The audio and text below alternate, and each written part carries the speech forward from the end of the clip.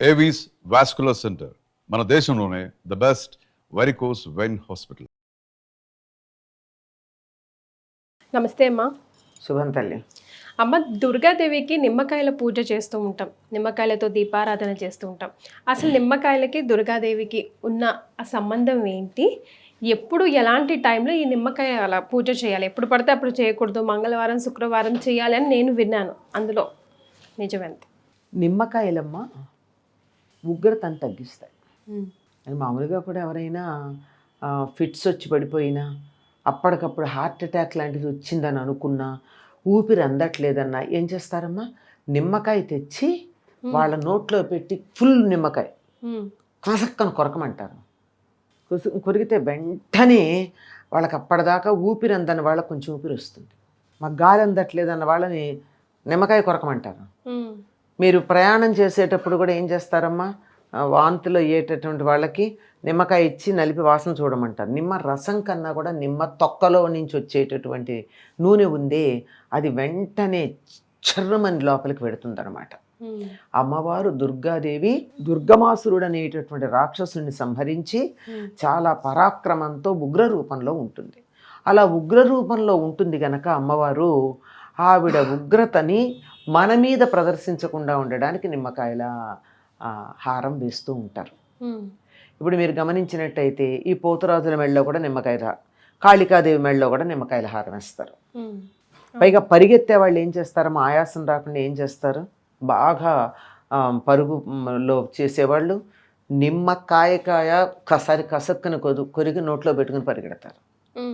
అంటే ఒక మనిషిని ఉగ్రత వచ్చి ఆ ఉగ్రతని సమం చేసేటటువంటి లక్షణాలు నిమ్మకాయకు ఉంటాయి.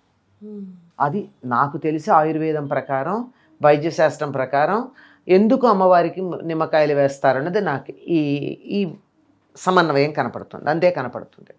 అయితే దీనికి సంబంధించి మీరు అన్నట్టు నిమ్మకాయ దీపాలు కాదు వాళ్ళు పెట్టేది, నిమ్మ డిప్పల్లో దీపాలు పెడతారు.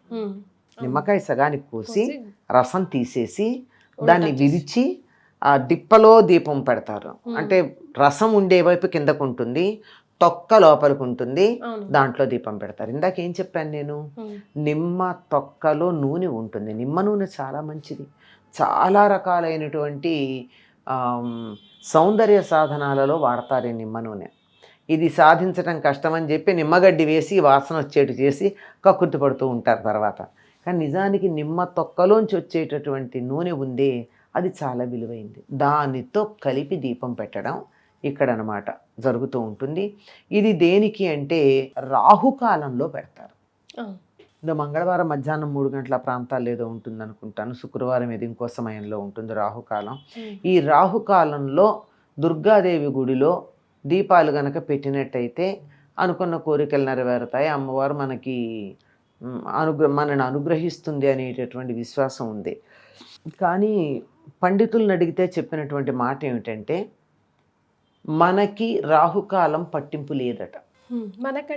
మనకి అంటే తెలుగు వాళ్ళకి, అంటే భౌగోళిక పరిస్థితులను అనుసరించి, అంటే భూగోళం మీద ఎప్పుడు ఏ గ్రహాల ప్రభావం ఎట్లా ఉంటుంది అన్నది చెప్పేటటువంటి పద్ధతి ప్రకారం కొంతమందికి కొన్ని ఉంటాయి కదమ్మా. ఇప్పుడు పుట్టిన తేదీ కూడా హైదరాబాదులో పుట్టినప్పుడు సమయానికి, రాజమండ్రిలో పుట్టిన సమయానికి, విశాఖపట్నంలో పుట్టిన సమయానికి జ్యోతిష్ శాస్త్రవేత్తలు పుట్టిన ప్రదేశం ఏమిటని అడిగి దానికి ప్లస్లు మైనస్లు చేరుస్తారు పుట్టిన సమయానికి. అవునా కాదా? అంటే అక్షాంశాలు, రేఖాంశాలు వాటిని అనుసరించి ఆ విధంగా ఉన్న ప్రకారం మనకెవరికి కూడా అవసరం లేదని నెల్లూరుకి దిగువ భాగం నుంచి మాత్రమే ఈ రాహుకాలం యొక్క పట్టింపు ఉంటుంది, మనకు ఉండదు అని చెప్తారు. కానీ చాలామంది అధికం ఫలమని మనం ఎక్కువ కష్టపడకుండా, మన ప్రవర్తనలు ఏం మార్చుకోకుండా, మన స్వభావాల్లో మార్పు రాకుండా ఏదో గుడికెళ్ళి దీపం పెడితే నా కోరికలన్నీ తీరి పనులు అయిపోతాయి అనేటటువంటి చిన్న స్వార్థంతో కూడిన ఆలోచనే. దాంతో వెళ్ళి దేవాలయాల్లో రాహుకాల దీపాలు పెడుతూ ఉంటారు. ఇప్పుడు నేనేదో చేస్తే ఫలితం వస్తుందని కాక, ఈ సమయంలో దీపం పెడితే అమ్మవారికి ప్రీతి కనుక పెడతాను అంటే తప్పేం లేదు.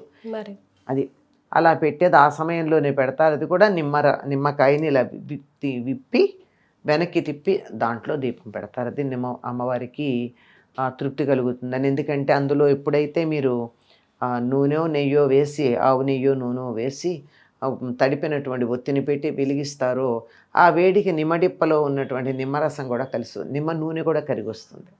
దానివల్ల వచ్చేటటువంటి పొగ ఏదన్నా అమ్మవారికి ప్రీతికరం అనుకుంటా, అందువల్ల అట్లా పెడతారమ్మా. ఓకే, అంటే ఇన్ని పెట్టాలి అన్ని పెట్టాలి అన్నది మేము పెట్టుకున్న నియమాలేనమ్మా, శాస్త్రం ఏం చెప్పలేదు. నాకు తెలిసే ఉన్నట్లేదు. మరి ఎక్కడన్నా ఏవేవో పురాణాలు ఏవేవో గ్రంథాల్లో తీసుకొచ్చి చెప్తూ ఉంటారు కొన్ని. మొత్తం ఈ 18 పురాణాలు ప్రధానమైనవి, భాగవతం ఇత్యాదుల్లో అయితే ప్రత్యేకంగా వీటికి సంబంధించిన విషయం ఏమీ లేదు. ఇంకెక్కడో వీటిల్లో మారుమూల గ్రంథాలు ఉంటుండొచ్చు. వీటిల్లో ప్రధానమైన వాటిల్లో మాత్రం మనకు కనపడదు. ఇన్ని పెట్టాలని ఏం లేదు. అసలు దీపారాధన ఎప్పుడు ఎక్కడ ఎలా చేస్తే నిజంగా అమ్మవారు సంతోషపడతారమ్మా? అమ్మ, దీపారాధన ఎప్పుడు కూడా ఉదయం చేయాలమ్మా, సంధ్యా సమయంలో చేయాలి. అంటే సూర్యుడు అస్తమిస్తున్న సమయం అది సాయంత్రం, సూర్యుడు ఉదయిస్తున్న సమయం ఉదయం. ఈ సమయంలో దీపారాధన చేయాలి. ఎందుకు అంటే సూర్యుడు తాను అస్తమిస్తూ తన కాంతి దీపంలో పెట్టి పెడతాడట. అందుకని సూర్యుడు లేకపోతే మనకి జీవమే లేదు కనుక దీపం తప్పనిసరిగా పెట్టుకుంటాం. అందుకని ఆ సమయంలోనే దేవుడి దగ్గర దీపం వెలిగించడం జరుగుతుంది. చాలా సంతోషం అమ్మా, ధన్యవాదాలు. శుభం తల్లి.